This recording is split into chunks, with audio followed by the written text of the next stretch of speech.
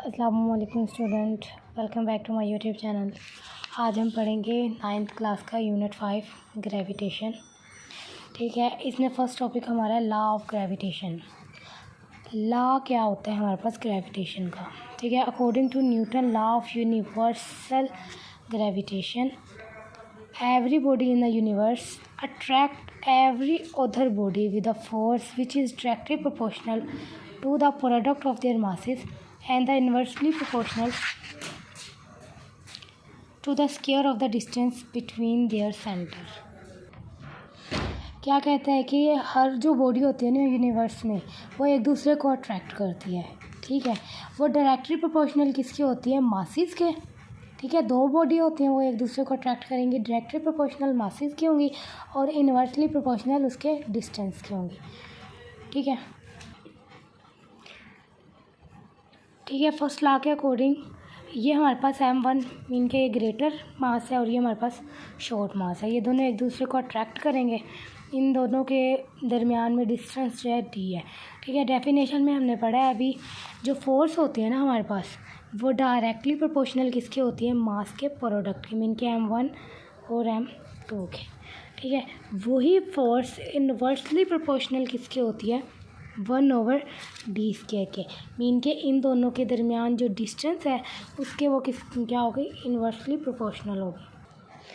ठीक है, डेफिनेशन के अकॉर्डिंग फोर्स जो डायरेक्टली प्रोपोर्शनल है वो मास के प्रोडक्ट के है और फोर्स जो इन्वर्सली प्रोपोर्शनल है वो इसके डिस्टेंस के है। डिस्टेंस ये है, मासेस ये हैं, ये m1 है और ये हमारे पास 2 है। जब ये दोनों अट्रैक्ट करेंगे एक दूसरे को, जो बड़ी फोर्स होगी, मीन के जो बड़ा मास होगा उसके पास बड़ी फोर्स होगी, वो इसको रिपेल कर देगी। इन दोनों के मासेस के फोर्स डायरेक्टली प्रोपोर्शनल है और इन्वर्सली प्रोपोर्शनल है इसके डी के, according to first law of Newton. ठीक है, अगर फोर्स इन दोनों के प्रोपोर्शनल है तो हम इस फोर्स को लिख सकते हैं, जो F होगी वो डायरेक्टली प्रोपोर्शनल किसी होगी, m1 m2 के, और इन्वर्स का मतलब d²। ठीक है, d² को हम नीचे लिख देंगे।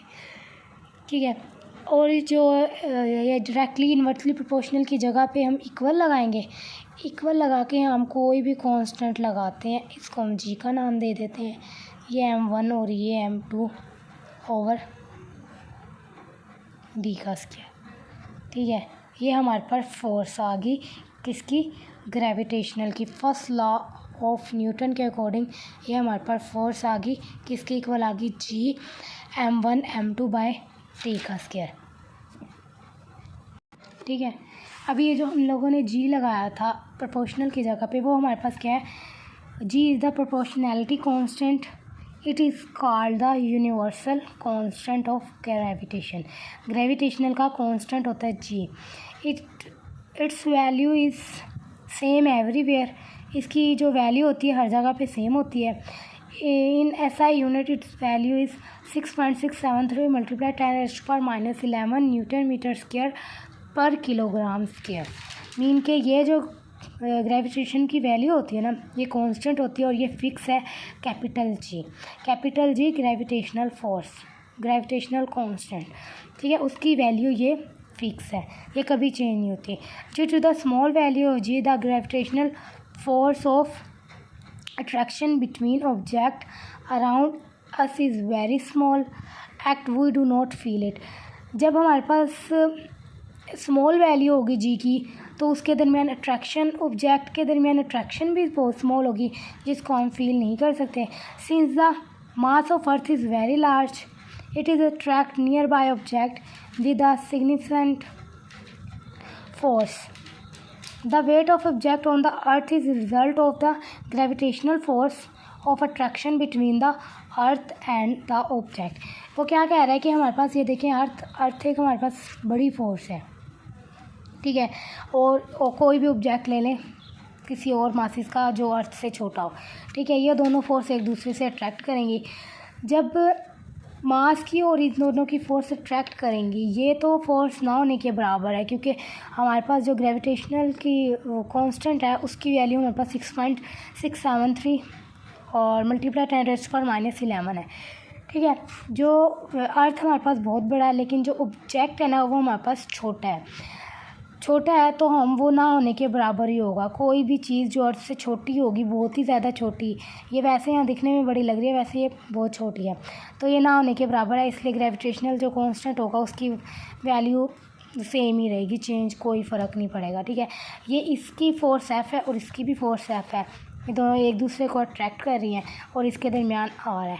बस इसमें ये शॉर्ट क्वेश्चन के पॉइंट ऑफ व्यू से इम्पोर्टेंट है कि भैया आपने एफ़ की वैल्यू ये निकालना है, g(m1 m2 d²), ये आगे उसमें यूज़ होगा न्यूमेरिकल्स में। आगे है law of gravitational and the Newton third law of motion. It is noted that mass m1 attract mass m2. It is a force while m2 attract m1 toward it with the force of the mass magnitude f, but in the opposite direction. If the force acting on m1 is considered the action, then the force acting on m2 will be the reaction. The action and the reaction due to the force gravitational are equal in magnitude but opposite in direction. This is the constant with Newton third law of the motion, which states to every action there is always equal but opposite direction. ये बस third law को explain कर रहे हैं Newton के कि हर action का reaction होता है।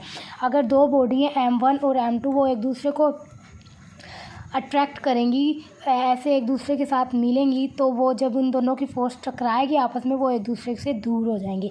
मीन के उन्होंने एक्शन क्या किया, एक दूसरे से टकराई, टकराने के पास उनके पास एक और फोर्स आ गई, जब वो दोनों टकराई उनकी फोर्स मिक्स होगी, टकराने के बाद जो रिपेलिंग फोर्स थी वो एक दूसरे से ऐसे दूर होगी।